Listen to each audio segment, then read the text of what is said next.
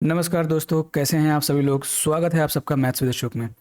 आज हम लोग आरआरबी एनटीपीसी सीबीटी 1 के एक्सपेक्टेड कैलकुलेटिव क्वेश्चंस करेंगे, क्योंकि जब मैंने 16, 17 और 18 को जो पेपर हुआ है मार्च को, ठीक है, उसका मैंने एनालिसिस किया तो मैंने देखा कि क्वेश्चंस काफ़ी कैलकुलेटिव आ रहे हैं, ठीक है, ट्रिकी क्वेश्चंस आ रहे हैं इजी कॉन्सेप्ट पे बेस्ड, लेकिन आपको उसको आप आसानी से नहीं कर सकते हो। तो मैंने क्या किया है कि डेटा चेंज करके जो मेमोरी बेस्ड, कुछ बच्चों से मैंने बात की, कुछ अपने दोस्तों से बात की जिन्होंने ये पेपर दिया है, तो उन्होंने बताया कि ऐसे ऐसे क्वेश्चंस आ रहे हैं, ठीक है। तो मैंने memory based tricky mathematic questions यहाँ पे लिए हैं, ठीक है। तो अगर आपको एग्जाम का फील लेना है, अगर आपका अगले शिफ्ट में पेपर है, ठीक है, जो शिफ्ट आने वाला है, तो ये वीडियो आपके लिए रामबाण साबित होगी, क्योंकि बिल्कुल इसी लेवल का पैटर्न आपको देखने को मिलेगा और ऐसा ही क्वेश्चंस आपको देखने को मिलेंगे।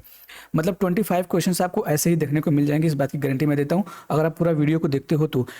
बस इतना ही कहूँगा कि वीडियो को पूरा देखिएगा। अगर आपको मज़ा नहीं आया, आपको एग्जाम जैसी फीलिंग नहीं है, तो वीडियो को मत देखिएगा दोबारा मेरे, ठीक है मेरे भाई। तो अगर आपने वीडियो को अभी तक शेयर नहीं किया तो जल्दी से जल्दी शेयर कर दीजिएगा और चैनल को सब्सक्राइब कर लीजिएगा और बढ़िया बढ़िया कमेंट करिएगा, ठीक है। चलिए शुरू करते हैं आज की क्लास को। This is your first question. आप देखिए, ये रहा आपका पहला क्वेश्चन। कैसे करोगे इसको? The sum of two numbers is 156 and their HCF is 13, ठीक है। 13 से एचसीएफ 13 है, ठीक है। समझो कि दो संख्याओं का योग इतना दे रखा है, उनका एचसीएफ इतना दे रखा है, तो ऐसी संख्याओं के कितने जोड़े संभव है। अब इस क्वेश्चन को देखो, एचसीएफ एलसीएम का तो क्वेश्चन आता ही है, लेकिन इस पे क्वेश्चन आ जाएगा। तो आपको एक चीज़ पता होना चाहिए कि मुझे नहीं पता कि वो नंबर क्या है। तो देखो, मुझे एचसीएफ पता है ना, तो जब भी नंबर आपको कंसिडर करना है ना, तो मान लो कि एक नंबर 13A रहा होगा और दूसरा नंबर 13B रहा होगा। आपको ये कंसिडर करके चलना है, ठीक है, ऐसे मान के चलोगे, ठीक है। तो अब कहोगे सर उनका है द सम, अब इनका सम कितना दे रखा है कि 13A प्लस 13B, इनका सम आपको दे रखा है 156 दे रखा है। तो 13 से दोनों तरफ काटोगे तो A प्लस बी की वैल्यू कितनी आ जाएगी? तो बोलोगे सर A प्लस बी की वैल्यू 12 आ जाएगी, 13 से दोनों तरफ काटोगे तो। अब A और B की जितने पॉसिबल वैल्यूज होंगे उतने ही इसके पॉसिबल वैल्यूज होंगे, ये है ना भाई। तो ऐसी संख्याओं के कितने जोड़े संभव, कितने जोड़े संभव है भाई? आप बताओ बताओ। तो आपको ये पता होना चाहिए कि जब भी ये लोगे ना, तो आपको ए और बी की वैल्यू लेनी है और ए और बी की वैल्यू को प्राइम होनी चाहिए, पता होना चाहिए। ए और बी की वैल्यू क्या होनी चाहिए? को प्राइम नंबर। को प्राइम नंबर क्या होता है? जिनका एचसीएफ 1 होता है। दो नंबर का अगर एचसीएफ 1 है तो वो को प्राइम नंबर होंगे। तो ए और बी की वैल्यू आप पुट कर सकते हो, क्या लिख सकते हो? 1 और 11, देखो एक दूसरे के को प्राइम नंबर है, तब 12 आ जाएगा, ठीक है। 2 और 10 लेगो तो वो को प्राइम नंबर नहीं होगा, क्योंकि दो में भी दो तो यहाँ पे है ही, यहाँ पे भी 2 आ जाएगा, तो वो को प्राइम नंबर नहीं है, ठीक है। और क्या ले सकते हो? 9 और 3 लोगे तब भी नहीं आएगा, 8 4 लोगे तब भी नहीं आएगा, 6 6 लोगे तब भी नहीं आएगा, 5 7 लोगे, 7 5 हो सकता है, तो 7 प्लस 5 ले लोगे। अब इसको उल्टा मत करना, क्योंकि बात तो सेम ही हो जाएगी। तो यहाँ पे दो ही पेयर मुझे देखने को मिल रहे हैं, अभी तक दो पेयर देखने को मिले, तो दो इसका आंसर हो जाएगा। याद रहेगा, याद ध्यान से समझना। अगर दो नंबर आपको दिया गया है, तो अगर उनके एचसीएफ से डिवाइड कर देते हो उस नंबर्स को, उनके एचसीएफ से, तो जो हमको कटा हुआ नंबर मिलेगा वो हमेशा को प्राइम नंबर्स होंगे, ठीक है। ये कॉन्सेप्ट आपको याद होना चाहिए, ठीक है मेरे भाई, समझ में आ गया? अच्छा, ऐसे भी दे देगा कि दो नंबर्स का रेशियो अगर दे दे आपको, सपोज करो दो नंबर का रेशियो 2:3 दे दे और उनका एचसीएफ 4 दे दे, तो नंबर क्या होगा? तो कहोगे एचसीएफ से बस मल्टीप्लाई कर दो, 8 हो जाएगा और 12 हो जाएगा, समझ में आ गया? एग्जैक्ट नंबर हो जाएंगे। ये सारी चीज़ें आपको पता होना चाहिए, पेपर में आपकी हेल्प करेगा। नेक्स्ट क्वेश्चन देखते हैं, मैं इसको बड़ा कर दे रहा हूँ आपके लिए, ठीक है। आप देखो, इसको सॉल्व करने की कोशिश करो। देखो क्या है ये क्वेश्चन, क्या कह रहा है? तो कहोगे सर देखो, ये कह रहा है कि मान लीजिए कि 5,000, देखो क्वेश्चन ऐसे ही आएंगे पेपर में, आपको टाइम नहीं मिलेगा।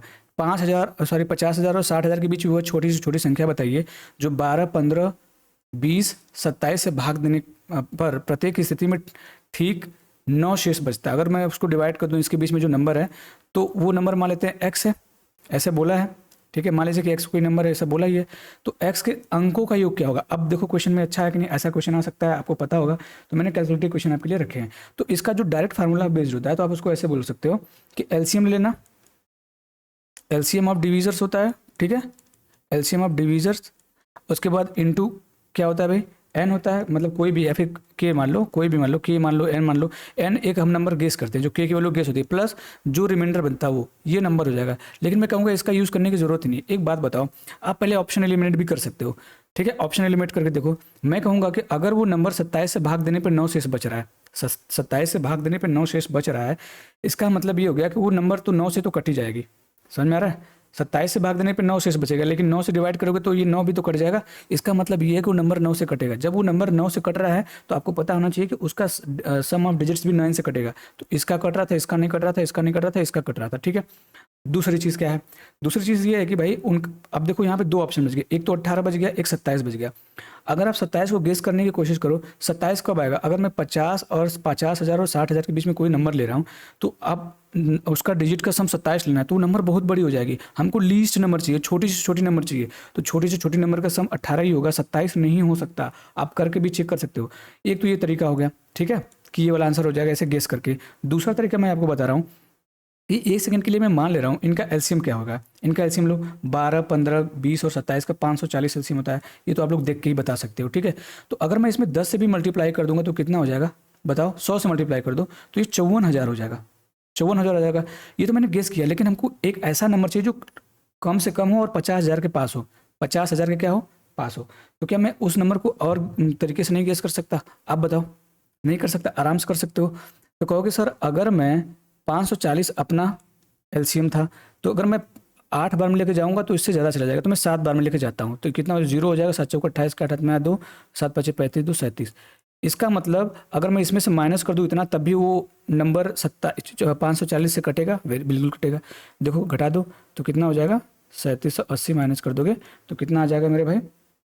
50229 आ जाएगा ऐसे, ठीक है। ये आ जाएगा, ठीक है। जैसे ये आया, बस यही नंबर तो होगा जिसको डिवाइड करने पे शेष 9 बचेगा। बोलो ये आएगा ना जी। माइनस करोगे तो यहाँ पे कितना आ जाएगा? 0 आ जाएगा, सॉरी ये 0 आ जाएगा, इतना आएगा, ठीक है, इतना आएगा। बाकी 9 बच रहा था तो 9 इसमें ऐड करना पड़ेगा। जब इसमें 9 ऐड करोगे तो 50229 आ जाएगा, ठीक है। तो इसको ऐड कर दो, 5 2 7 7 2 9 9 9 18, देखो तब भी 18 आ रहा है। आप इसको कई तरीके से कर सकते हो, जो भी आपको बेस्ट समझ में आए उसे करो। ये मैंने गेस करके किया है, ठीक है। ऐसे आप ऑप्शन को गेस कर सकते हो। नेक्स्ट क्वेश्चन देखते हैं। कैलकुलेटिव क्वेश्चन है तो आज टाइम तो लगेगा मेरे भाई। अगर नहीं समझ में आएगा तो बता देना, मैं दूसरे मेथड से भी आपको बता सकता हूँ, लेकिन मुझे लगता है कि आपको समझ में आ रहा होगा क्योंकि एलसीएम का क्वेश्चन बहुत हार्ड नहीं होता, ठीक है। देखो नेक्स्ट क्वेश्चन कह रहा है कि व्हेन 732 को डिवाइड किया जा रहा है एक पॉजिटिव इंटीजर x से, तो रिमाइंडर 12 बच रहा है, तो how many values of x are possible? तो x की कितनी वैल्यूज पॉसिबल है? अब एक बात बताओ, मैं आपको क्या बताना चाह रहा हूँ कि अगर मैं 732 को अगर किसी नंबर से डिवाइड कर रहा हूँ तो रिमाइंडर इतना आ रहा है। इसका मतलब अगर मैं रिमाइंडर इसमें से माइनस कर दूँ, 12 को इसमें से माइनस कर दूँ, तो आपको एक चीज़ तो पता होनी चाहिए, जब 12 से माइनस करूँगा तो कितना हो जाएगा? 720। ये सब 720 जो है ना x से पूरा कट जाएगा, क्योंकि रिमाइंडर तो मैंने माइनस कर दिया। तो अब हम ये पता करने की कोशिश करेंगे x की वो कितने वैल्यूज़ हैं जो इसको डिवाइड कर सकते हैं। तो कहोगे सर नंबर ऑफ फैक्टर्स भी होता है, तो मैंने प्रीवियस क्लास में बताया था कि नंबर ऑफ फैक्टर्स पढ़ के जाना। देखो इससे क्वेश्चन आ रहे हैं, ठीक है। तो इसको आराम से ब्रेक कर सकते हो। आप क्या लिख सकते हो? 8 गुणे 9, 8 का मतलब होता है 2 पावर 3, 9 का होता है 3 पावर 2, और उसके बाद 10, 10 को 2 इंटू 5 लिख सकते हो। और देखो 2 यहाँ पे है, एक यहाँ पे, तो 2 पावर 4 हो जाएगा इंटू 3 पावर 2 इंटू 5 पावर 1। अच्छा, नंबर ऑफ फैक्टर्स आपको पता होना चाहिए कि नंबर ऑफ फैक्टर्स का फार्मूला क्या होता है। मैंने कल बताया था, जो कल मॉक टेस्ट कराया था, बताया था कि भाई 4 + 1 5 कर देना है, गुड़े 2 + 1 3 कर देना है। Very good. यहाँ पे 2 हो जाएगा तो 5 3 15 दूनी कितना हो जाएगा? नंबर ऑफ फैक्टर्स 30 हो गए, सॉरी 30 हो गए। कितने हो गए? 30 हो गए। तो इसका मतलब इस नंबर को डिवाइड करने वाले अपने पास 30 नंबर हैं, लेकिन रिमाइंडर 12 बचना चाहिए। तो आपको पता है जब रिमाइंडर 12 बचना चाहिए तो हम लोग वो सारे नंबर्स जो 12 से छोटे हैं, वो सारे फैक्टर्स जो 12 से छोटे हैं उसको हटा देंगे, तो कौन कितने हो जाएंगे? तो बोलोगे सर अगर मैं 720 को डिवाइड 1 से कट जाएगा, 2 से कट जाएगा, 3 से कट जाएगा, 4 से कट जाएगा, 5 से कट जाएगा, 6 से कट जाएगा, 7 से नहीं कटेगा, इसको हटा दो, 8 से भी कट जाएगा, 9 से कट जाएगा, 10 से कट जाएगा, 11 से नहीं कटेगा, और 12 से कट जाएगा। तो कितने नंबर हो गए? तो बोलोगे सर 10 हो गए टोटल नंबर। तो 10 इसमें से माइनस कर दोगे तो कितना आ जाएगा? 20। और यही टोटल नंबर ऑफ फैक्टर्स हो गया, टोटल एक्स की ही इतनी पॉसिबल वैल्यूज होगी। यही आपका आंसर है। आई होप आपको समझ में आ रहा होगा। ये सारे कॉन्सेप्ट आपको रिवाइज करके जाना है मेरे भाई, नहीं तो पेपर में फिर वही बात होगी कि सर आ नहीं रहा है, ठीक है। देखो नेक्स्ट क्वेश्चन क्या है? x - 1/x = 3 दे रखा है आपको बताना है x पावर 6 - 1/x³। देखो इसको अलग अलग लिख लो ना, डिवाइड करोगे इसको तो x³ हो जाएगा, -1/x³ हो जाएगा। अब इसका क्वेश्चन तो आसानी होता है, क्या होता है? तो बोलोगे सर जब ये 3 दे रखा है तो आपको पता है कितना हो जाएगा? 3 का क्यूब प्लस 3 गुणे 3, तो 27 में 9 जोड़ दोगे कितना हो जाएगा? 36। 36 इसका आंसर हो जाएगा डायरेक्ट। ये तो फार्मूला ही बेस्ड है, सबको पता होगा। आगे बढ़ते हैं। जो क्वेश्चन आसान है, देखो क्वेश्चन ऐसे ही आएगा पेपर में, बाकी आपको करना ही है, कोई चारा नहीं है, ठीक है, रट के जाना है। देखो ये क्वेश्चन हो गया। इस क्वेश्चन को कैसे करोगे, एक सेकंड सर, इस क्वेश्चन को कैसे करोगे? अब इस क्वेश्चन को करना तो आपको फार्मूला याद होना चाहिए। फार्मूला रट के जाना, मैं बता रहा हूँ जितने भी एडवांस आइडेंटिटीज के फार्मूला उसको रट के जाना है। तो इसका फार्मूला क्या होता है, इसका डायरेक्ट फार्मूला आपको पता होना चाहिए। ठीक है जी, किसको किसको याद है आप बताओ, किसको किसको याद है? तो आपको पता है कि ये होता है ए प्लस बी प्लस सी, ठीक है, और ब्रैकेट में ए प्लस बी प्लस सी का होल स्क्वायर। देखो डिपेंड करता है क्या वैल्यू दे रखी है। अगर मुझे ये दे रखी है तो मैं ये वाला फार्मूला लगाऊंगा। कौन सा? देखो ये भी -3ab plus b c plus c है, ये फार्मूला मैं लगाऊंगा अगर मुझे ये वैल्यूज दे रखी है, ए प्लस बी प्लस सी की वैल्यू दे रखी है। अब वैल्यू पुट कर दो, वैल्यू पुट कर दोगे तब भी आसान हो जाएगा। ए प्लस बी प्लस सी कितना है, 6 है, 6 रख दोगे, वेरी गुड। ए प्लस बी प्लस सी कितना हो जाएगा, 6 का स्क्वायर 36 हो जाएगा, माइनस 3 गुणे इसकी वैल्यू 11, 33 हो जाएगा, वेरी गुड। 36 में से 33 जाएगा, 3 बचेगा, 3 का मल्टीप्लाई इसमें कर दोगे 18 आ जाएगा, and 18 will be the correct option of this question. अच्छा इस क्वेश्चन का 1 2 3 वैल्यू रख दोगे तब भी आ जाएगा, लेकिन कोई मतलब नहीं, फिर यहाँ पे कैलकुलेटिव हो जाएगा। ठीक है, समझ में आ गया? 1 2 3 रख दोगे तब भी ये सेटिस्फाई कर जाता है। ये आगे बढ़ा जाए, क्वेश्चन आपको याद रहेगा ये फार्मूला? ठीक है, याद रहेगा कि नहीं रहेगा? आपको पता होना चाहिए कि अगर a plus b plus c equal to 0 है तो a cube plus b cube plus c cube equal to 3abc होता है। ये भी आपको रट के जाना है, इस पर क्वेश्चन आता है और मैंने करवा रखा है पीछे भी। ठीक है, नेक्स्ट क्वेश्चन इसको करिए आप लोग, करिए नहीं तो आप लोगों की हालत खराब कर दी जाएगी, मार मार के बता रहा हूँ मैं। देखो नेक्स्ट क्वेश्चन क्या है कि इसको आपको सिंप्लीफाई करना है। कितना आसान क्वेश्चन, देखो बस इसको ना ओरली कर सकते हो। देखो 2 1 कम 2, एक 3/2 हो जाएगा। 3/2 को अगर डिवाइड करोगे तो उल्टा होकर 2/3 हो जाएगा। 2/3 यहाँ पे मल्टीप्लाई 1 में करोगे तो 2/3 ही आएगा। अब 2 1 कम 2, 3 5/2 हो जाएगा। 5/2 को 1 में डिवाइड करोगे तो 2/5 हो जाएगा। समझ में आ रहा है कि नहीं? 2/5 हो जाएगा। 2/5 को अगर इसमें जोड़ोगे तो 5 1 कम 5 तो 7 यहाँ पे गड़बड़ हो जाएगा क्या? देखो इसको अगर जोड़ोगे तो कितना हो जाएगा, 2 कम 2 3/2 हो जाएगा। 3/2 को इसमें डिवाइड कर दोगे तो 2/3 हो जाएगा। अब 2/3 इसमें ऐड करोगे तो 3 कम 3 तो 5/3 हो जाएगा। 5/3 को अगर इसमें डिवाइड कर दोगे 1 में तो 3/5 हो जाएगा। 5 का 5 3 यहाँ पे 8/5 हो जाएगा। फिर उसके बाद जब इसमें डिवाइड करोगे तो उल्टा हो जाएगा 5/8, यही इसका आंसर होगा। ऐसे क्वेश्चन को आप ओरली कर सकते हो, ट्रिकी क्वेश्चन होते हैं, ऐसे ही पेपर में आते हैं। आगे बढ़ते हैं। जितना आसानी से मैंने कर दिया आपको लग रहा होगा, लेकिन उतना आसान था नहीं है। ठीक है, क्योंकि मैंने प्रैक्टिस कर रखा है इस पर काफ़ी अच्छे खास, तो भाई पढ़ा ही रहा हूँ मैं तो होना ही है। ठीक है, नेक्स्ट क्वेश्चन देखो क्या है कि चीनी की कीमत कितना बढ़ जा रही है भाई, 22.5% की वृद्धि हो रही है। अब 22.5% की फ्रैक्शनल वैल्यू आपको याद होनी चाहिए। देखो 2.5% की फ्रैक्शनल वैल्यू क्या होती है, तो बोलोगे सर 1/40 होती है। तो मैं अगर इधर भी 9 से मल्टीप्लाई कर दूँ तो 22.5 ही तो होगा, 25 9 225, तो इधर क्या हो जाएगा 9/40 हो जाएगा। 9/40 हो जाएगा। इसका मतलब हो गया कि 40 से 49 हो गया। प्राइस कितना हो गया, 40 से 49 हो गया। ठीक है मेरे भाई, एक परिवार को अपनी खपत में कितने प्रतिशत की कमी करनी चाहिए ताकि खर्चा समान रहे? मतलब अब आपको पता है कि प्राइस और खपत का जो रेशियो था अपोजिट होता है। ठीक है, कंजम्पशन का, तो कंजम्पशन का रेशियो क्या हो जाएगा, तो बोलेगा 49 से 40 हो जाएगा। तो 49 से 40 हो रहा है, इसका मतलब कितना कमी कर रहा है, 9 किस पे, 49 पे, तो 100 पे कितना करेगा? अच्छा एक बात देखो, अगर ये 50 होता तो ये 2 बार में कर देता, 9 दूनी 18, 18% से कुछ ज़्यादा आएगा, यही आंसर होगा। तो ऐसे आप गेस कर सकते हो। कैलकुलेटिव क्वेश्चन है, लेकिन आप तरीका लगा दोगे तो आपका क्वेश्चन सेकंड्स में हो जाएगा। आगे बढ़ते हैं, नेक्स्ट क्वेश्चन देखते हैं। देखो याद करके जाना, ये सब कॉन्सेप्ट बहुत ही इंपॉर्टेंट है। ठीक है, नहीं तो फिर पता चला कि पेपर में रो रहे हो। देखो ये क्या है कि 4,360 रुपये को ए बी सी और डी के बीच 3 4 5 और 8 के अनुपात में बांटा जाना था, लेकिन गलती से इसको इस अनुपात में बांट दिया गया। परिणाम स्वरूप किसी सबसे अतिरिक्त राशि मिली। सबसे अतिरिक्त किसको मिलेगी? देखो आप इसको पहले ना फ्रैक्शन को हटाओ, तो 3 4 5 8 का जो एलसीएम होगा वो कितना होगा, तो बोलोगे सर 120 होगा। 120 से करोगे तो ये कितना हो जाएगा? पहले का रेशियो देख लो, 3 है 4 है, आपको पूरा करने की जरूरत नहीं, रेशियो से ही हो जाएगा। 120 करोगे तो ये कितना आ जाएगा, 40 है भाई। ये कितना हो जाएगा, 30। ये कितना हो जाएगा, 24। ये कितना हो जाएगा, 15। यही होगा। अब देखो राशि तो सेम ही होनी चाहिए। अगर मैं इसी पैसों को इस रेशियो में भी डिवाइड कर रहा हूँ, इसी पैसों को इस रेशियो में डिवाइड कर रहा हूँ, तो अमाउंट ऑफ मनी तो सेम ही होना चाहिए दोनों में। लेकिन यहाँ पे अगर देखो तो 4 3 7 5 12, 12 8 20 है। यहाँ पे 20 है, लेकिन यहाँ पे देखो 40 30 70, 70 में 24 जोड़ दोगे ये और 15 जोड़ोगे तो 109 हो जा रहा है। तो अब मुझे इसको 109 से मल्टीप्लाई करना पड़ेगा, इक्वल करना है तो, और इसको 20 से मल्टीप्लाई करना पड़ेगा क्योंकि इक्वल करना है। तो 109 से मल्टीप्लाई करोगे तो 327 हो जाएगा। देखो मल्टीप्लाई आसानी से हो जाएगा। और इसको करोगे तो 436 हो जाएगा। रेशियो, इसको मल्टीप्लाई करोगे 545 हो जाएगा। रेशियो आसानी से हो जाएगा कि नहीं। इसको मल्टीप्लाई करोगे 872 हो जाएगा। अब इसको 20 से मल्टीप्लाई करोगे तो 4 दूनी 800 हो जाएगा। इसको 20 से तो 600 हो जाएगा, ठीक है। इसको 20 से मल्टीप्लाई कर दो और 480 हो जाएगा। इसको 20 से मल्टीप्लाई कर दोगे तो 15 दूनी 300 हो जाएगा। ये तो कभी होगा नहीं सी, देखो ये था ए का, ये बी का था, ये सी का था, ये डी का था, ये तो नहीं होगा, ये तो कम हो गया, ठीक है। अब देखो सबसे ज़्यादा गैप जिसका होगा उसको सबसे ज़्यादा पैसा मिला होगा। तो मैं देख रहा हूँ एक चीज़ कि भाई सबसे ज़्यादा गैप यहीं पे मुझे दिख रहा है। देखो 327 ये 800, बहुत ज़्यादा गैप है। ये तो 100 का गैप है, ये 200 का गैप है, ज़्यादा गैप नहीं। तो ये ए को सबसे ज़्यादा पैसा मिला होगा, यही आपका आंसर हो जाएगा, ठीक है। तो आपको ऐसे क्वेश्चन में करना है। आगे बढ़ते हैं, नेक्स्ट क्वेश्चन देखते हैं। टाइम को बचाते हुए, क्योंकि हमको सब लोग को टाइम बचाना है, और इसका आपको पीडीएफ चाहिएगा तो मैं अपने टेलीग्राम चैनल पर दे दूंगा, वहाँ से आप उसको डाउनलोड कर लीजिएगा, ठीक है। कमेंट बॉक्स में चैनल का लिंक मैं दे देता हूँ मेरे भाई, आप लोगों के लिए प्यारे प्यारे भाई हूँ। देखो एक कक्षा में लड़कों और लड़कियों का अनुपात 7:5 है। अब देखो इस क्वेश्चन को ना 2-3 तरीके से आप कर सकते हो। आपको कौन सा मेथड आता है एग्जाम में वो डिपेंड करता है। यदि 65% लड़के और 81% लड़कियां परीक्षा में उत्तीर्ण हुए तो अनुत्तीर्ण छात्रों का देखो, अगर इतने लोग पास हुए, इतने लड़के पास हुए बॉयज़, तो फेल बॉयज़ निकाल सकता हूँ मैं, 35% बॉयज़ फेल हो गए, है भाई, याद रखना।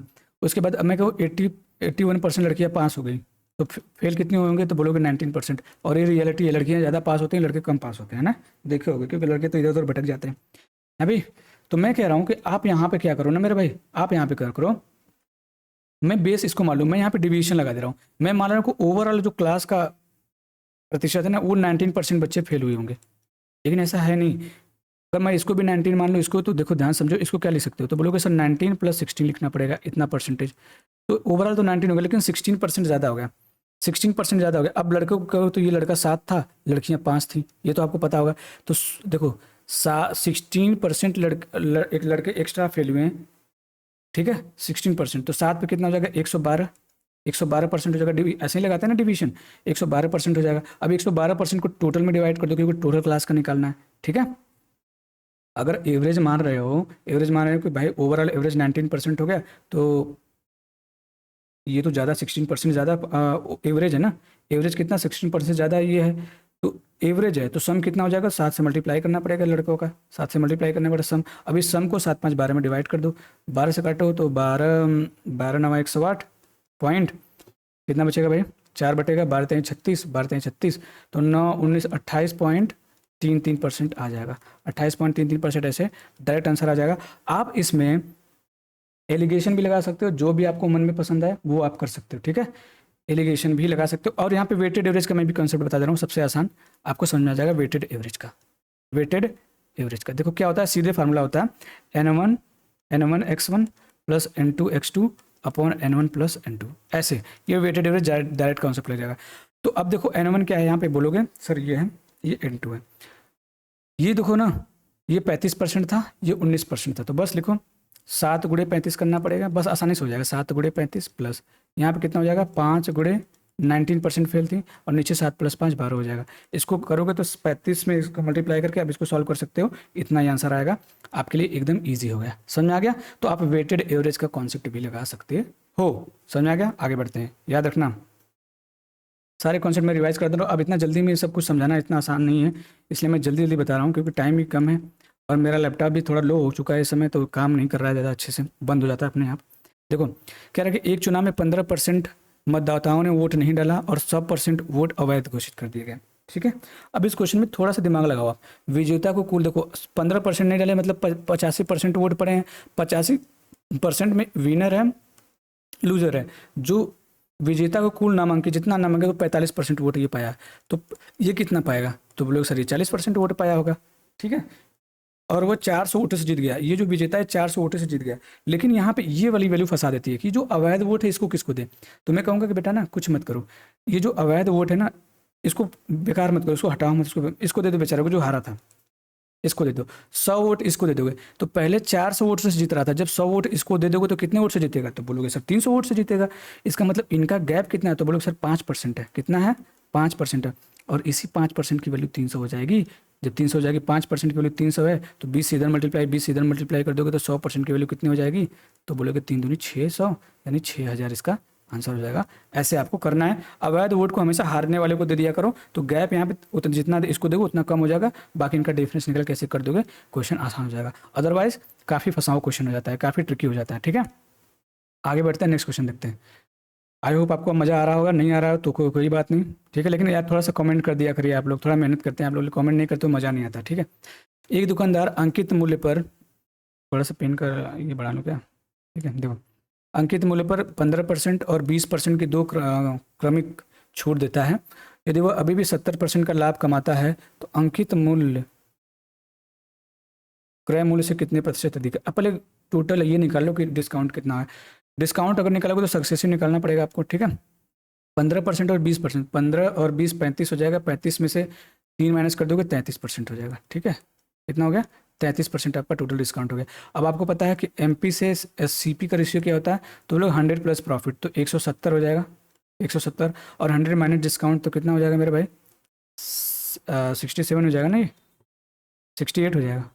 कितना आएगा भाई, ये आंसर गलत हो गया क्या, 35 में से अगर मैं 3 घटाऊँ तो 32 होगा ना यार, 32%, तो ये 68 हो जाएगा, सॉरी ये इतना हो गया। ठीक है, रेशियो निकालो, 70 से काट दोगे तो 17 से काटोगे तो 10 बार में, 17 से काटोगे 4 बार में, और 2 से काटो 5 बार में, काटोगे 2 बार में। अब देखो सिंपल सी बात है कि क्रय मूल्य से कितना अधिक है, तो बोलोगे सर 2 से 3 ज़्यादा है, कितना ज़्यादा हो जाएगा, 50 3 150%, and that will be your correct answer. समझ में आ रहा है, मज़ा आ रहा है, आगे बढ़ा जाए, पतला वाला ही ठीक था ना भाई। नेक्स्ट क्वेश्चन देखो, नेक्स्ट क्वेश्चन क्या कह रहा है कि इसको बड़ा कर दूं ताकि आप लोगों को अच्छे से दिखे, नहीं दिख रहा तो कोई बात नहीं, दिखा देंगे। में क्या है, देखो क्या है, कह रहा है कि 72 वस्तुओं को बेचने पर एक व्यक्ति को 8 वस्तुओं के विक्रय मूल्य के बराबर हानि होती है। अब आपको ये पता होना चाहिए कि जब हानि होती है ना, तो याद रखना कि जब एस पी इक्वल टू क्या आता है, सी पी माइनस लॉस होता है। ठीक है, सी पी माइनस लॉस होता है। तो 72 वस्तु को बेच रहा है, तो 72 वस्तु का जो एस पी होगा वो 72 वस्तु के सी पी में से 8 वस्तुओं के विक्रय मूल्य के मतलब 8 वस्तुओं के एस पी माइनस करना पड़ेगा, तो ये तो होगा, देखो ये हो गया S P C P minus loss. अब इसको इधर भेजोगे तो 72 S P plus 8 S P मिल के 80 एस पी हो जाएगा, और यहाँ पे 72 सी पी हो जाएगा। 8 से काटोगे 10 बार में, 8 से काटोगे 9 बार में, तो एस पी से जो सी पी का रेशियो आ गया वो कितना आ गया, 9/10 हो गया। अब बताओ एक का लॉस हो रहा है आपको, ये सी पी हो गया, ये एस पी हो गया, एक का लॉस हो रहा है 10 पे, तो 100 पे कितने का होगा, 10%, and that will be your correct answer. ठीक है, मज़ा आ रहा है, बोलो भाई मज़ा आ रहा है कि नहीं। आगे बढ़ते हैं। ऐसे ही पेपर में क्वेश्चन आता है कैलकुलेटिव, लेकिन थोड़ी सी दिक्कत हो जाती है, बच्चे नहीं कर पाते, कोई बात नहीं, आप लोग कर ले जाओगे। देखो दूसरा क्वेश्चन क्या है, 13 क्वेश्चन, थोड़ा सा आप लोग इसको करिए, मैं पानी पी लेता हूँ, मैं आप लोग के लिए टाइमर लगा देता हूँ। ठीक है, अगर काम करेगा तो देखते हैं कितने में कर पाते हो आप लोग।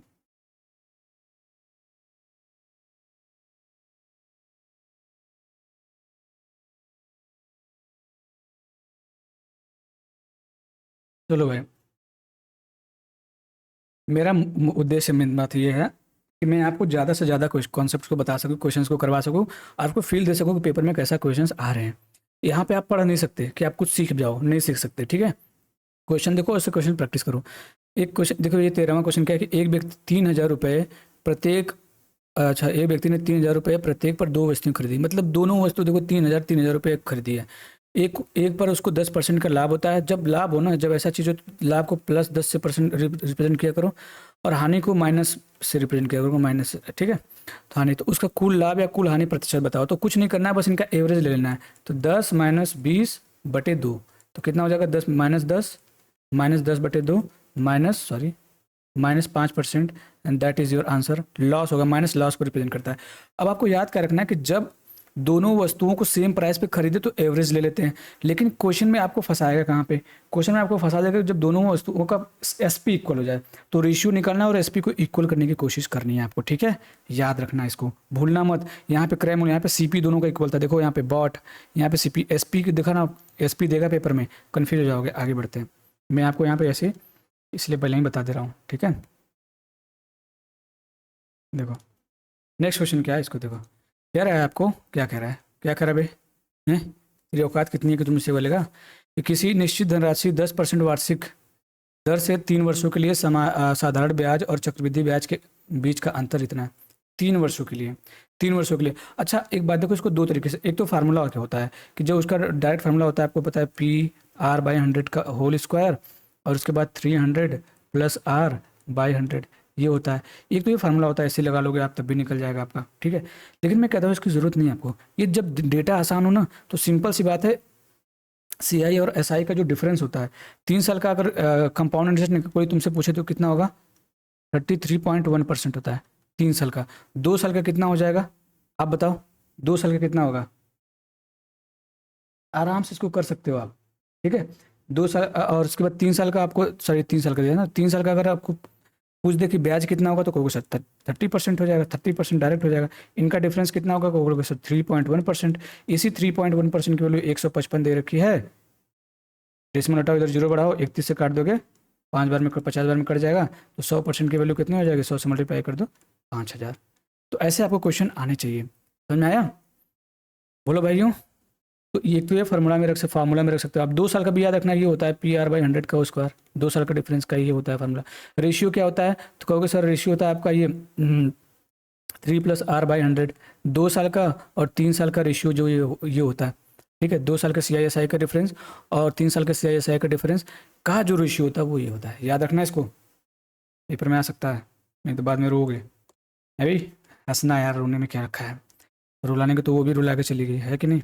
आगे बढ़ते हैं, देखो 31,250 रुपये की राशि पर 12% वार्षिक दर से 2 वर्षों का चक्रवृद्धि ब्याज क्या होगा? 2 वर्षों का चक्रवृद्धि ब्याज क्या होगा, देख रहे हो। अब 2 वर्षों का है, लेकिन जो चक्रवृद्धि ब्याज की गणना हो रही है 8 मासिक मतलब 8 महीने की हो रही है। तो एक बात बताओ, 2 वर्ष में कितने महीने होते हैं? तो कहोगे सर 2 ईयर्स में अगर मैं बात करूं तो 24 महीने होते हैं, 24 मंथ होते हैं। तो अगर मैं 8 महीने की बात करूं तो कितने 8 महीने हो जाएंगे? तो बोलोगे सर 3 8 महीने हो जाएंगे, 3 हो जाएंगे। तो बेसिकली आपको 3 साल मान के इसको कैलकुलेट करना है। 12% वार्षिक था, 8 महीने कितना हो जाएगा, 8% हो जाएगा। आप बताओ ना, 12 महीने का 12% था, तो 8 महीने का ब्याज कितना हो जाएगा, 8% हो जाएगा। तो आसान सा बात है, सबको समझ में आता है, ठीक है। रेट कितना हो गया, 8% हो गया है भाई। अब इसको आपको कैलकुलेट करना है भाई, कैलकुलेट ही तो है क्वेश्चन। जितना आसान दिख रहा है उतना आसान है नहीं, लेकिन मैं कह रहा हूँ कि आपको इसको करने की ज़रूरत नहीं है अगर आप थोड़ा सा दिमाग लगाओ तो। यूनिट डिजिट देखो, सब में 3 में 0, लेकिन एक में डिफरेंस है। अगर मैं यूनिट डिजिट मैच करने की कोशिश करूँ, अगर हो जाएगा काम तो बन जाएगा अपना। बोलो, काम तो बन जाएगा कि नहीं बन जाएगा? तो बोलोगे सर ये सर बन जाएगा। बोलो, एक सेकंड, सॉरी स्टूडेंट, ठीक है। 8% की फ्रैक्शनल वैल्यू क्या होती है? कहोगे सर 2/25, 2/25। इसका मतलब ये हो रहा है कि जो आंसर होगा अपना ना, सिंपल सी ये हो जाएगा। एक सेकंड, कहोगे सर 25 से 27 हो रहा है, 25 से 27 एक साल में होगा, तो 3 साल में कितना हो जाएगा? कहोगे 25 का क्यूब, 25 का क्यूब कितना होता है बताओ? 25 का क्यूब 31,625 होता है। सॉरी सॉरी स्टूडेंट, ठीक है, यहाँ पे गड़बड़ हो गई, ठीक है। 15,625 होता है, सॉरी क्या मैं लिख रहा हूँ भाई, ठीक है। तो यहाँ पे क्यूब कर देना है बस आपको, डायरेक्ट क्यूब कर देना है। तो 15,625 होता है। किसको किसको याद है, किसको किसको नहीं याद है बताओ। और 27 का क्यूब क्या होता है? 19,863 होता है शायद ना, यही होता है, ठीक है। बोलो भाई, 27 का क्यूब किसको किसको याद है?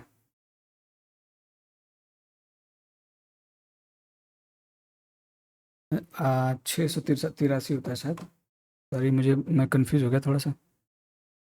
एक सेकेंड, एक सेकेंड, ये होता है, ठीक है। ये होता है, इनके बीच का अगर गैप निकालो आप देखो ना, इसकी वैल्यू आपको कितनी दे रखी है? तो बोलोगे इसकी वैल्यू दे रखी है 31,650, 250, सॉरी 250। इसका जस्ट डबल है, इसका डिफरेंस लो ना। जब इसका डिफरेंस लोगे तो आप दिमाग लगाओ, थोड़ा सा दिमाग लगाओ, इनके इनके बीच का गैप कितना है बताओ। इसमें से इसको माइनस करो आप, तो 13 में से 5 आएगा, 8 आएगा। 8 में हम 2 से मल्टीप्लाई करेंगे तो यूनिट डिजिट तो 6 ही आएगा, 6 आपका आंसर हो जाएगा। बोलो, समझ में आया?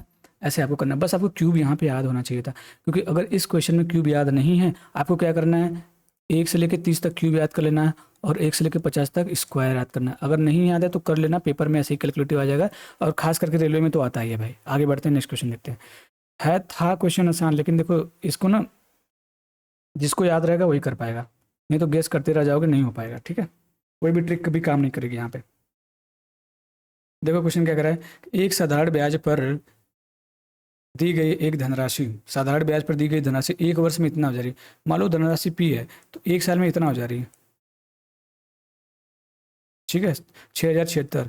4 साल में इतना हो जा रही है, कितने साल में, 4 साल में 7504 हो जा रही है। तो 3 साल का इंटरेस्ट तो निकाल ही सकते हो ना, इनका इनका डिफरेंस हो जाएगा 7504 का और 6076 का, कितना हो जाएगा डिफरेंस, इनका इनका डिफरेंस तो आप कैलकुलेट कर ही सकते हो, ठीक है।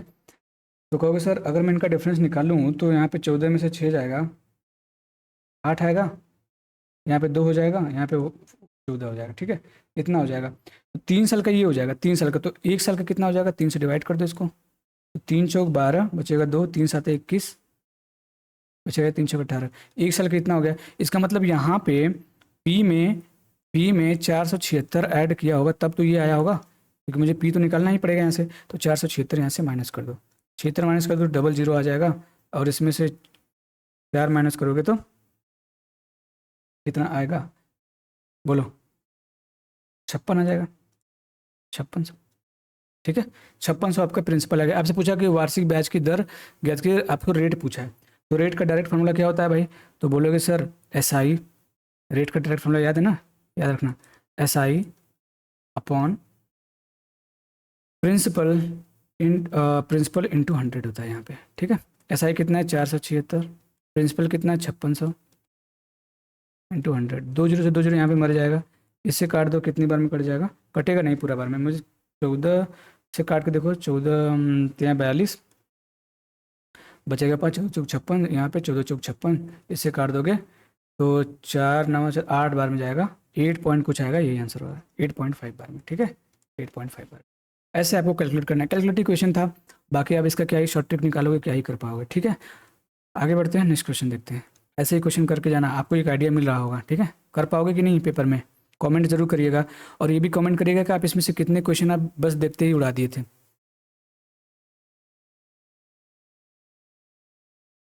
आ गया है क्वेश्चन नंबर 17 आपके स्क्रीन पर, 2 करोड़ के लिए। ए और बी मिलकर एक काम को 12 दिनों में पूरा कर सकते हैं। ए अकेला 8 दिनों तक काम करता है, बी शेष काम को 20 दिनों में पूरा करता है, तो बी अकेले उस काम को कितने दिन में पूरा करेगा, बताओ। तो बड़ा आसान है भाई, ए की एफिशिएंसी ए मान लो, बी की एफिशिएंसी बी मान लो, तो ये दोनों मिलकर एक काम को 12 दिन में करते हैं, टोटल वर्क ये हो जाएगा एफिशिएंसी इनटू टाइम। उसी काम को ए अकेला 8 दिन में करता है, तो 8 ही काम करेगा 8 दिन में, एक दिन में ए काम करता है तो 8 दिन में 8 ही काम करेगा। बी शेष काम को जो बच जाता है तो 20 दिन में करता है, तो जो शेष काम बच गया उसको ये इतने दिन में कर देगा, बोलो यही तो होगा। अब यहाँ से एफिशिएंसी का रेशियो निकाल लोगे तो कहोगे 12A में से 8A जाएगा तो 4A बचेगा, 20B में से 12B जाएगा तो 8B बचेगा, तो यहाँ से A से B का जो रेशियो आ जाएगा कितना जाएगा, 2:1 आ जाएगा, हो गया एफिशिएंसी का रेशियो आ गई। जैसे ही एफिशिएंसी का रेशियो आ गई मैं टोटल वर्क निकाल सकता हूँ, एक जगह पे 2 रख दो, 20 जगह पे यहाँ पे 2 3 बार 3 36 टोटल वर्क हो जाएगा, और बी की एफिशिएंसी 1 थी, 1 से डिवाइड कर दो तो कितना टाइम लगाएगा भाई, 36 दिन। ऑप्शन में यहाँ पे गड़बड़ है, 36 दिन इसका आंसर होगा, ठीक है, यहाँ पे 36 कर लेना, ये आपका आंसर हो जाएगा। समझ में आए हो, आगे बढ़ते हैं। समझ में आए हो कि गए हो, गए हो जी, गए हो कि आए हो, बोलो, नहीं आए हो, चलो कोई बात नहीं, आए होगा। कोई पेन लो जो तगड़ा चले, कोई तो चल ही नहीं रहा है यहाँ पे, ये तो अलग ही चल रहा है बंदा, मुझे लग रहा है रेड वाला इज़ द बेस्ट वन, ठीक है। देखो, पुरुष 4 पुरुष और 6 महिलाएं काम को 8 दिनों में पूरा कर सकते हैं, जबकि 3 पुरुष और 7 महिलाएं इसे 10 दिन में पूरा कर सकते हैं, वही काम हो गया। क्या इस क्वेश्चन को आप नहीं कर सकते, आराम से कर सकते हो, कर सकते हो कि नहीं मेरे भाई। मैं इसको होमवर्क दे दूं, वही सेम कॉन्सेप्ट पे है कि 4 मेन हैं, ठीक है, और 6 वेमेन हैं, एक किसी काम को कितने दिन में कर सकते हैं, 8 दिन में, जबकि 3 मेन प्लस 7 वेमेन उसी काम को 10 दिन में पूरा कर सकती हैं, तो 10 महिलाएं इसको कितने दिन में करेंगे, आप इसको आराम से कर लेंगे। इसका आंसर आप लोग ज़रूर कमेंट करिएगा, ठीक है, आंसर कमेंट करो इसका जल्दी से, नहीं तो आपको गांठें तोड़ दी जाएंगे, मैं बता रहा हूँ। इसको आंसर कमेंट करो, आपका होमवर्क है, थोड़ा सा सपोर्ट कर दिया करो, आंसर कमेंट कर दिया करो, मज़ा आ जाता है थोड़ा मुझे, ठीक है। अरे यार तुम लोग नहीं करोगे तो कौन करेगा भाई, तुम ही लोग तो हो जो। देखो, पाइप ए और बी एक टैंक को क्रमशः 16 घंटे और 24 घंटे में भर सकते हैं, ठीक है। पाइप सी अकेला भरे हुए टंकी को कितने दिन में, x घंटे में खाली कर सकता है, ठीक है। तो इसको दो तरीके, एक तो फ्रैक्शन मेथड से कर सकते हो, एक तो आप एलसीएम मान के कर सकते हो। तो most of the students LCM मान के करते हो, तो मैं आपको एलसीएम से बता दे रहा हूँ। फ्रैक्शन से जिसको आएगा वो पेपर में फ्रैक्शंस कर देना, वो ज़्यादा ईजी होता है। ओके, क्या करेंगे भाई, ए है, बी है, सी है। ये 16 घंटे में भर रहा है बंदा, ये 24 घंटे में भर रहा है। इनका एलसीएम ले लो, कितना आएगा, 16 और 24 का 72 आ जाएगा। कितना आएगा भाई? नहीं, कैसे 72 आ जाएगा, क्या यार, तुम लोग भी गलत बताते हो मुझे हमेशा, हैं? 72 आएगा? बोलो, 8 दूनी 16, 80 आ जाएगा, 80 120 क्या आ जाएगा? 16 8 आ जाएगा यहाँ पे, 8 से काटोगे तो यहाँ पे 2, यहाँ पे 3, 3 6, 8 से 48 हो जाएगा। कितना आसान क्वेश्चन है, मैं क्या फंसा रहा हूँ भाई, क्योंकि ध्यान मेरा यहाँ नहीं है ना, ध्यान तो कहीं और है इसमें। तो इसका एफिशिएंसी 3 हो जाएगा, इसका एफिशिएंसी 2 हो जाएगा। ठीक है, 3 और 2 की एफिशिएंसी, मतलब अगर ये दोनों साथ मिलकर काम करते हैं। अब क्वेश्चन आगे बढ़ते हैं।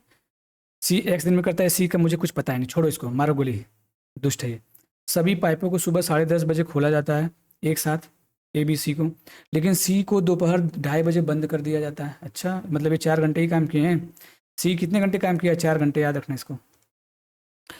यदि रात 8:30 बजे टैंक भर जाता है, 8:30 बजे मतलब 10:30 से 8:30 बजे, मतलब 10 घंटा ये कौन काम किया? ए और बी ने 10 घंटे काम किए। तो अभी एक बात बताओ, 3 2 5, 5 के हिसाब से 10 घंटे काम करेंगे तो कितना हो जाएगा? 50 काम हो जाएगा टोटल। लेकिन एक मिनट, टोटल काम तो 48 ही था, और यहाँ पे इन्होंने 50 काम कर दिया। इसका मतलब ये हुआ कि टंकी हमारी 8:30 बजे भर रही थी, न उससे ज़्यादा न उससे कम। लेकिन यहाँ पे कितना ज़्यादा हो गया? 2 ज़्यादा हो गया। बताओ यहाँ पे कितना ज़्यादा हो गया? 2 ज़्यादा हो गया। तो यही जो 2 एक्स्ट्रा काम था, यही जो 2 एक्स्ट्रा काम था, ये सी कर रहा था 4 घंटे में। 4 घंटे में एक्स्ट्रा काम, इसकी एफिशिएंसी कितनी होगी? 1/2 हो गई, 1/2 हो गई। तो अब इसी 48 काम को 1/2 की एफिशिएंसी से कराओगे, 2 ऊपर जाएगा, 48 दूनी 96, इसका आंसर हो जाएगा। ठीक है, option number D for Don. समझ में आया? आसान क्वेश्चन था, लेकिन अच्छा सवाल था। ठीक है, मज़ा आया होगा आपको। आगे बढ़ते हैं, देखते हैं नेक्स्ट क्वेश्चन को। अगर नहीं आ रहा है तो करके जाना, नहीं बड़ी मार मारूंगा। ठीक है, बड़ी मार मारूंगा बे। देखो, 150 मीटर 180 मीटर की 2 ट्रेनें समांतर पटरियों पर विपरीत दिशाओं में चल रही थी। उनकी गति 50 किलोमीटर प्रति घंटा। और ये तो क्वेश्चन मैंने कल करवा दिया, इसको भी आप, इसका भी आंसर आपको कमेंट करना है। कल करवा दिया था मैंने, देखो जल्दी जल्दी में मैंने ले लिया क्वेश्चन। हालांकि ये क्वेश्चन मैंने बनाया नहीं है, मतलब मैंने दिया था बनाने के लिए कुछ क्वेश्चन, लेकिन मेरे भैया ना, मेरे छोटे भाई साहब ना, किसी लायक के नहीं है भाई, फालतू टाइम वेस्ट करवाते हैं। उसका आंसर आप लोग बता देना, हालांकि इजी आंसर कर सकते हो इसका लोग आप। ठीक है, रिलेटिव स्पीड वाला टाइम लगा के, को पता होगा, नहीं पता होगा तो कर लेना। कोई बात नहीं, मैंने अगर नहीं पता होगा तो कल वाला वीडियो देख लेना, आप कर पाओगे। ठीक है, एक सेकेंड यार, कभी कभी लगता है कि मैं ही गधा हूँ। बच्चे की तो बातें छोड़ दो, आगे देखते। देखो क्वेश्चन क्या है ये। एक आदमी 8 किलोमीटर प्रति घंटा की गति से चलता है। प्रत्येक किलोमीटर के बाद वह 4 मिनट आराम करता है। 6 किलोमीटर की दूरी तय करने में उसे कितना लगेगा? मान लो वो नहीं रुक रहा है, नहीं रुक रहा है तो 6/8 के हिसाब से चलेगा। टाइम कितना लगेगा बताओ? टाइम इक्वल टू क्या होता है? Distance upon speed. Distance upon speed तो कितना हो जाएगा? तो बोलोगे ये घंटा में आएगा, इसको 60 में बदल दो। तो काटो इसको, 2 से काटोगे 3 बार में, 2 से काटोगे 4 बार में, 4 से इसको काट दोगे, कितने बार में कटेगा? 15 बार में, 15 3 45 मिनट। अगर वो नहीं रुकता, गधावा वो नहीं रुकता, तो 45 मिनट तक चलता है। लेकिन वो 4 मिनट रुक रहा है, 4 मिनट प्रत्येक किलोमीटर में। तो 6 किलोमीटर में कितना रुकेगा? 20। अब बताओ ना, अब एक बताओ, 1 किलोमीटर रुका, 2 किलोमीटर रुका, 3 किलोमीटर रुका, 4 किलोमीटर रुका, 5 किलोमीटर रुका, 6ठे किलोमीटर में तो रुकने की जरूरत है, तो रुकना ही है। तो 1 2 3 4 5 बार तो रुका है, 5 बार मल्टीप्लाई कर दो। तो इसमें क्या ऐड करोगे? तो बोलोगे 4 × 5, तो कितना हो जाएगा? 20 ऐड कर दोगे तो 65 आ जाएगा। कितना आ जाएगा? 65 65 65 65 है भाई। आगे बढ़ते, 65 आ जाएगा इसका आंसर। नेक्स्ट क्वेश्चन देखो, करके जाना है, पेपर में नहीं बड़ी मार मारूंगा तुम लोग को, मैं बता रहा हूँ।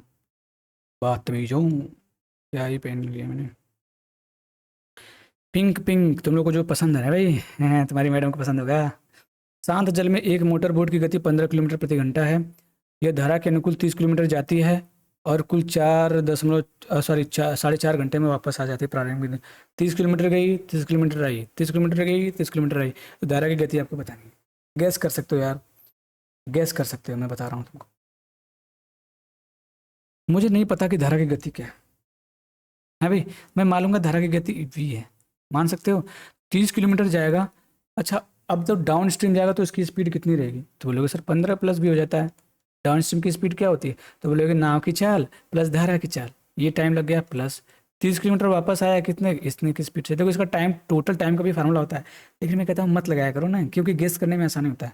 टोटल टाइम कितना लगाया मेरे भाई, तो बोलोगे टोटल टाइम लगाना पड़ेगा आपको कितना भाई। ओके, ये है ना 4.5, 4.5 थोड़ा बढ़िया से लिखो, नहीं तुम लोग कहोगे कि लिखने नहीं आता क्या बे। 4.5। अब हमको वैल्यू पुट करनी है, वी की वैल्यू निकालनी है, धारा की गति। अब यहाँ से कुछ वैल्यू पुट करो आप, रख के देखो, 4 रखोगे क्या कटेगा, 15 4 19, 19 आएगा, कभी 4.5 आएगा नहीं, कटेगा नहीं, प्राइम नंबर तो आना नहीं चाहिए। 5 रख दो 20 आ जाएगा, 20 रखोगे तो 3/2 यहाँ पे आ जाएगा, 20 रखोगे और यहाँ पे 5 रखोगे 3/10 आ जाएगा, 3/10 में 3/10 आ जाएगा। यहाँ पे कितना हो जाएगा 1.5 प्लस यहाँ कितना हो जाएगा 0 है, ये भी तो नहीं आ रहा है। 5 रखोगे 10 हो जाएगा ना, 10 का मतलब 3, 3 आ जाएगा ना, सॉरी 3 आ जाएगा, ये 3 आ जाएगा, तो ये तो 3 आ जाएगा, इसको हटाओ, तो 3 1 4.5 सेटिस्फाई तो कर गया, सेटिस्फाई कर गया, इसका मतलब ये आंसर होगा बस। मिनटों का काम सेकंडों में करने वाले हमारे बच्चे, डिंग डिंगा डिंग डिंग। ठीक है, देखो कभी कभी लगता है कि मैं पागल हो जाता हूँ ना। एक समद्विबाहु कोण त्रिभुज का परिमाप इतना सेंटीमीटर, देखो कितना आसान क्वेश्चन है, लेकिन देखो कैसा कैलकुलेट दिया, त्रिभुज के कर्ण की लंबाई बताओ, कर्ण की लंबाई, कर्ण देखो ये होता है, कर्ण को कौन जानता है महाभारत में, कोई जानता है कोई माइक लाल जो कर्ण को जानता है, यही है कर्ण। देखो यही है अपने कर्ण भैया। कह रहा है अगर मान लो ये समद्विबाहु है तो ये साइड आपस में इक्वल हो गया, तुमको पता है ये √2 होती है, तो इनका पेरीमीटर कितना हो जाएगा a + a 2a और प्लस a√2, ये इक्वल टू हो जाएगा, ये पेरीमीटर दे रहा है 10 + 10√2। मैं कह रहा हूँ कि a√2 कॉमन ले लो, a√2 कॉमन ले लो, क्यों, क्योंकि जब मैंने कॉमन लिया तो मुझे देखा कि यही आपका हाइपोटेनस, यही आपको बताना था। तो यहाँ से जब a√2 कॉमन हो तो √2 आ जाएगा, यहाँ से +1 बच जाएगा, इक्वल टू यहाँ से 10 कॉमन ले लो तो 1 + √2 हो जाएगा। अब 1 + √2 से 1 + √2 कटे, इसकी वैल्यू 10 आ गई, और ये अपना था क्या, क्योंकि यही तो अपना विकर्ण था, ये तो अपना कर्ण था, तो इसकी वैल्यू 10 आ गई, तो इतना कितना आ जाएगा 10, इसका आंसर हो जाएगा, करेक्ट आंसर, करेक्ट आंसर हो जाएगा मेरे भाई। आगे बढ़े, देखो जल्दी जल्दी कर रहे हैं, मज़ा आ रहा होगा आपको, नहीं आ रहा हो तो कोई बात नहीं, पैसे वापस, आपके पैसे वापस कर दिए जाएंगे, आप अपना QR कोड भेज देना, ठीक है। अरे बड़ा पैसे लेने मारेंगे ना। 24वां क्वेश्चन देखो, 24वां क्वेश्चन, क्योंकि एक तार को मोड़कर 169 वर्ग सेंटीमीटर का क्षेत्रफल का एक वर्ग बनाया जाता है, यदि उसी तार को मोड़कर एक वृत्त बनाया जाए तो उसके क्षेत्रफल कितना होगा, लगभग में बताना है। वाह भाई, ये क्वेश्चन है आसान ही, लेकिन देखो अब ये कैलकुलेशन बढ़ाएगा आपका पेपर में। अब एक बात बताओ, अगर वर्ग है तो उसकी साइड कितनी हो जाएगी, तो कहोगे इसका स्क्वायर रूट, तो वर्ग की साइड कितनी हो जाएगी, तो बोलोगे सर 13 आ जाएगी। ये तो किसी को बताने की ज़रूरत नहीं है, ठीक है, क्योंकि अगर इसका वर्ग का क्षेत्रफल इतना है तो वर्ग की साइड इतनी हो जाएगी, ठीक है, ये सबको पता होता है, कोई दिक्कत नहीं। आगे बढ़ते हैं, फिर कह रहा है कि वर्ग का परिमाप कितना हो जाएगा, बोलोगे सर 4 साइड करना पड़ेगा, ये हो जाएगा आपका 13 चौक 52। यही जो 13 चौक 52 होगा, एक स्क्वायर को एक सर्कल में बनाया जा रहा है, इसका मतलब इसका बाउंड्री का लेंथ है तो दोनों में सेम होगा, तो यही जो इसकी बाउंड्री का फार्मूला क्या होता है, बोलोगे सर 2πr, इसी वैल्यू 52 हो जाएगी। मैं कहूँगा इसको 6 बार में काट दो, 26 बार में काट दो, तो आर की वैल्यू कितनी आ जाएगी 26/π रख दो यहाँ पे, कोई दिक्कत नहीं, पाई को मत काटो, मैं क्यों बता रहा हूँ, देखा मैं क्यों ऐसा कर रहा हूँ, देखना। अगर मुझे इसका एरिया बताना है भाई, इसका मुझे एरिया बताना है, देखो कितना आसानी से कर लोगे।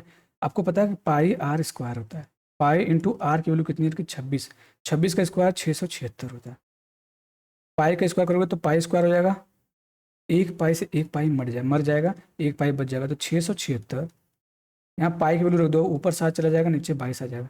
इसको काटो 2 से 11 बार में, इसको काटो 2 से काट दो, ठीक है भाई, 2 से काटोगे तो कितना आएगा, तो बोलोगे 2 3 6, 2 3 6, 2 8 16, मल्टीप्लाई कर दो, 8 7 56 के 6 5, 8 3 7 7 21, 21 में 5 जोड़ोगे 26, 2 7 21 2 23 बटे 11, 11 दूनी 22 है भाई।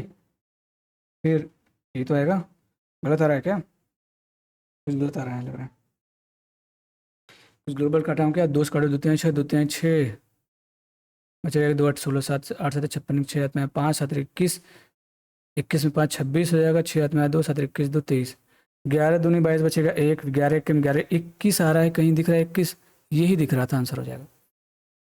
आपको ऐसे ही पेपर में जल्दी जल्दी कैलकुलेशन करनी है, इसके अप्रॉक्सीमेटली वैल्यू निकालनी आनी चाहिए, ऐसे निकालना पड़ेगा बस। मैं और नहीं बताऊंगा, करना अपना पेपर में, ठीक है। आंसर कभी यूज़ कर लिया करो मेरे भाई। देखो नेक्स्ट क्वेश्चन क्या कह रहा है कि 8.4 सेंटीमीटर त्रिज्या वाले एक ठोस धातु के गोले को पिघलाकर 12 सेंटीमीटर त्रिज्या वाला एक बेलन बनाया जाता है। तो मैंने कहा कि जब भी ऐसा क्वेश्चन आए तो उनके वॉल्यूम को सेम कर दिया करो और पाई को निगलेक्ट कर दिया करो। पाई को हटाओ, गोली मारो। तो कहोगे अगर इसकी त्रिज्या इतनी थी, क्या ठोस धातु गोले को पिघलाकर, गोला का क्या होता है 4/3 पाई आर क्यूब होता है, 4/3 पाई आर क्यूब होता है ना। तो आप क्या करो, पाई को हटा दो, आर क्यूब निकालो। तो आर क्यूब 8.4, 8.4, 8.4 इक्वल टू, पहले अगर 12 सेंटीमीटर त्रिज्या वाला एक बेलन बनाया जाता है, इसका क्या होता है तो बोलोगे सर पाई आर स्क्वायर। पाई को हटा दो, आर स्क्वायर मतलब 12/12 इंटू एच, ऊंचाई बतानी थी आपको। इससे काट दोगे तो 0.7 बार में कट जाएगा, इससे काट दोगे 0.7 बार में कट जाएगा, ठीक है। 3 से काट दोगे इसको 28 बार में कट जाएगा, 2.8 बार में। अब आ गया 4 इंटू 0.7 इंटू 0.7 इंटू 2.8। मुझे इसको सॉल्व करना है, मैं इसको मल्टीप्लाई करने जाऊंगा तो नानी आ जाएंगी, अप्रॉक्स में वैल्यू बतानी है, ठीक है। मैं नहीं करूंगा, अप्रॉक्स में ही वैल्यू निकालूंगा, कैसे देखना ध्यान समझना। मैं कह रहा हूँ कि दिमाग अगर थोड़ा सा आप लगाओ तो 7 चौक 28 हो जाएगा। मैं डेसिमल को भी हटा दे रहा हूँ, 7 चौक 28 यहाँ हो गया, 28 यहाँ पे, 28 को मल्टीप्लाई 28 में करोगे तो 784 आ जाएगा। फिर बच्चा अपने पास 7, 7 मल्टीप्लाई करो, डेसिमल पर ध्यान मत दो, बस देखो करीब वैल्यू निकालो। तो मैं कहूँगा 7 चौक 28 हो जाएगा, 8 7 56 है भाई, 7 चौक 28 होगा, 8 7 56, 56 2 58 के 8 आ जाएगा। देखो 8 8 आ रहा है, किसी में 8 नहीं आ रहा था, एक ही में आ रहा था, ये आंसर हो जाएगा। 7 7 49, 49 में 5 जोड़ दोगे 54, देखो आ रहा है कि नहीं। मतलब जब भी आएगा तो 5 पॉइंट यही आएगा, आपका इतना आंसर हो जाएगा। डेसिमल फिसिमल मत देखा करो, डिजिट्स अलग अलग है, जब डिजिट्स सेम होती है तब डेसिमल दिखते हैं, ठीक है। आगे बढ़ते हैं, नेक्स्ट क्वेश्चन देखते हैं। अप्रॉक्स में वैल्यू निकालनी है, ऐसे ही कैलकुलेटिव क्वेश्चंस की, नहीं तो आपको नानी याद आने वाली है। एक खोखले गोलाकार खोल, the internal and external radii of hollow spherical shell are 3 centimeter and this centimeter respectively if it is melted to form a solid cylinder of height this height ये है सॉलिड सिलेंडर का। तो find the diameter of the cylinder, cylinder का diameter बताना। देखो कितना आसान है, आपको पता है कि फिर वही बात है कि जब उसको मेल्ट करोगे तो वॉल्यूम सेम होगा। इसका क्या होता है 4/3 पाई आर क्यूब होता है, पाई को नहीं कैलकुलेट करना, आर क्यूब निकालो सीधे। तो कहोगे सर 5 का क्यूब करोगे 125, 3 का क्यूब करोगे 27, ठीक है, इक्वल टू। अब यहाँ पे इसका कर देना है, तो बोलोगे सर पाई आर स्क्वायर, तो पाई को हटा दो, आर स्क्वायर करो, आर स्क्वायर नहीं पता है, हाइट कितनी है तो 10 3 30, 2 32/3 ये होगा। मैं कहूँगा 4/3, 3 से 3 यहाँ पे मर जाएगा, 3 से 3 काटो, यहाँ पे हो जाएगा 4 गुड़े कितना हो जाएगा 98 हो जाएगा, इक्वल टू आर स्क्वायर गुड़े आर 32 को इधर भेज दो, 92 आ जाएगा। इससे काट दो 8 बार में कट जाएगा, 2 से काटोगे 49 बार में, 2 से काटोगे ये 4 बार में, तो आर स्क्वायर की वैल्यू होगी 49/4। तो आर की वैल्यू कितनी हो जाएगी 7/2। तो मुझे 2r की वैल्यू निकालनी थी क्योंकि डायमीटर निकालना था, तो कितना आ जाएगा 7, क्योंकि मैं दोनों तरफ से मल्टीप्लाई करूंगा तो मेरे पास 7 ही तो आएगा, और ये क्या हो जाएगा आपका डायमीटर। भाई मज़ा आया, आगे बढ़ते हैं, नेक्स्ट क्वेश्चन देखते हैं। नेक्स्ट क्वेश्चन देखते हैं, आपको मज़ा दिलाते हैं कि क्वेश्चन में कैसे कैसे पेपर में आते हैं, ठीक है। देखो ये भी आसान है, अपने आप में इजी क्वेश्चन है, कर पाओगे इसको कि नहीं कर पाओगे पता नहीं, भगवान जाने, लेकिन मैं आपको करवा के रहूँगा इसको। देखो 60 छात्रों की एक कक्षा में 40% लड़कियां, अब बताओ बॉयज़ हैं गर्ल्स हैं, 40% लड़कियां हैं, तो 60% तो लड़कियों के रेशियो निकालो, 20 से काटोगे 3 बार में, 20 से काटोगे 2 बार में। पूरी कक्षा का औसत वजन कितना दे रखा है तो 59.2 किलोग्राम दे रखा है। लड़कियों का औसत वजन कितना, या तो एलिगेशन लगा दो या फिर मैं कह रहा हूँ कि डिविएशन लगा दो, कोई भी मेथड लगा दो, डिविएशन लगाना मुझे आसान लगता है, मैं आराम से वही लगा दूंगा। मैं पूरी कक्षा का औसत वजन में मान ले रहा हूँ, लड़कियों का औसत वजन कितना है तो बोलोगे सर अगर मैं गर्ल्स के औसत वजन की बात करूँ तो 55 kg है, ठीक है। पूरी कक्षा का जो क्लास का है, क्लास का वो कितना है तो बोलोगे 59.2 है। मैं बॉयज़ का मुझे निकालना है, ठीक है, कोई बात नहीं। एक बार बताओ, मैं मान ले रहा हूँ कि पूरी क्लास का जो औसत वजन है 59.2 है, तो कहोगे सर ये तो कम है, 59.2 से कितना कम है, आप बताओ कितना कम है। तो बोलोगे सर 4.2 कम है, 4.2 कम है ना। ये 4.2 कम क्यों है, क्योंकि ये 4.2 का जो है इसके पास बॉयज़ के पास रहेगा, है भाई। तो मैं इसको भी मान ले रहा हूँ कि 59.2 रहा होगा 1 सेकंड के लिए। तो यही 4.2 एवरेज कम है, सम कितना हो जाएगा, तो इसको मल्टीप्लाई करना पड़ेगा 2 से, कितना हो जाएगा 8.4। अब इस 8.4 को बॉयज़ में बांटना है। बॉयज़ कितने थे, तो बोलोगे सर बॉयज़ तो अपने पास कितने थे, 3 थे, 2.8 आ जाएगा। अब इसमें 2.8 ऐड करना पड़ेगा क्योंकि बैलेंस करना है ना अपने को। तो 2.59 2 61 हो जाएगा, 61 एक 62 हो जाएगा, 62 किलोग्राम इसका आंसर हो जाएगा। बाकी आप बताना किस मेथड से की हो। नेक्स्ट क्वेश्चन ये आपके लिए, आप इसको करेंगे सॉल्व, नहीं तो लड़ाई हो जाएगी हमारी आपकी। पानी पी लेने दो मुझे।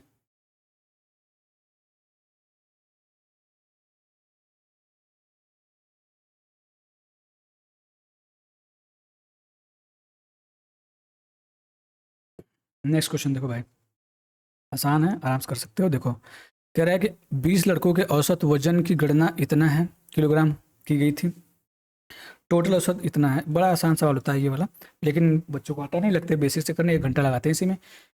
बाद में ये पता चलता है कि वह गलती से 87 के किलोग्राम के बजाय 78 रख दिया गया था।